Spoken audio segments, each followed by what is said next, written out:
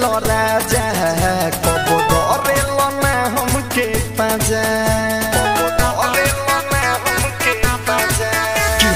भज भज के बोले लो राजा कबो धरेलो ना हमके पाजा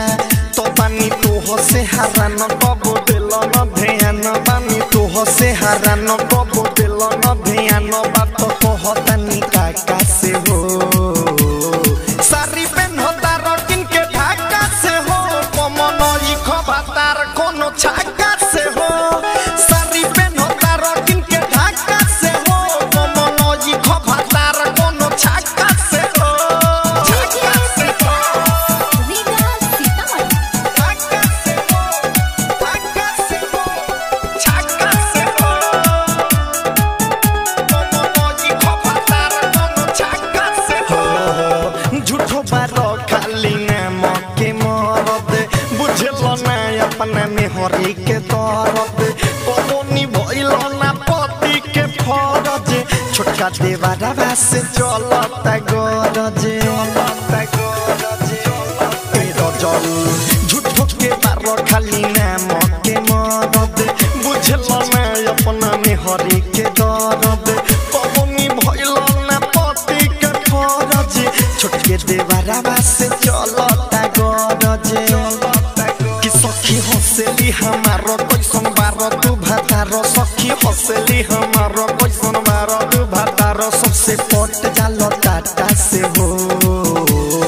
शादी पे नतारो किनके ढाका से हो कमन ई खबातार कोनो छाका से हो सारी पे नतारो किनके ढाका से हो कमन ई खोए पलमुआ कोनो छाका से हो छाका से हो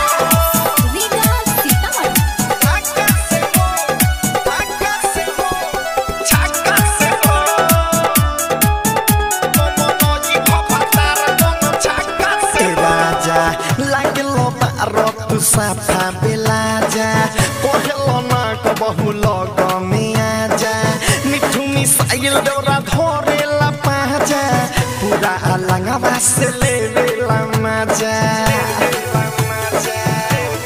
सुनलो लागलो बारो तू साफा बेलाजा कहलो ना कबहू लगमे आजा मिठू मिसाइल डोरा धरेला पाजा पूरा अलंगवा से लेवेला मजा तो सुबोध रतन रतनेश तोहर कइसन बा भेष सुधीर किशन रतनेश तोहर कइसन बा भेष सब से बात कइनी साचा से हो